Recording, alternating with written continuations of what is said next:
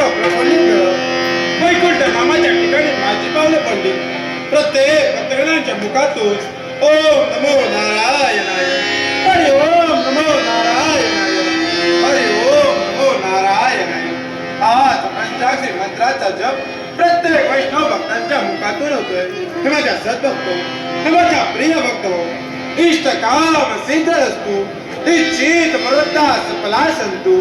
तुमच्या मनात असणाऱ्या सदिच्छा पूर्ण होतील असा मंगलमय तऱ्हेचा आशीर्वाद, मंगलमय तऱ्हेचा आशीर्वाद, मंगलमय तऱ्हेचा आशीर्वाद. ओम ब्रह्मांड ध्वनीने ददा सर्व गुण माया प्रगटिले, तीन गुण निर्माण करुनी, चार वेद गतीने, ऋग्वेद सांगे कर्म, यजुर्वेद सांगे ज्ञान संपन्न, अथर्व वेद सांगे उपासना आणि सामवेद सांगे अमर मधुर संगीत गायन.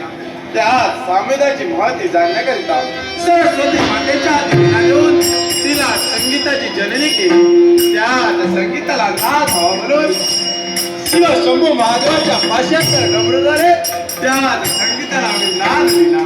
म्हणून अखिल विश्व आज नाद ब्रह्म म्हणून गणलं गेलं, नाद ब्रह्म म्हणून गणलं गेलं. चार गुण मायेपासून तीन गुणांची निर्मिती झाली.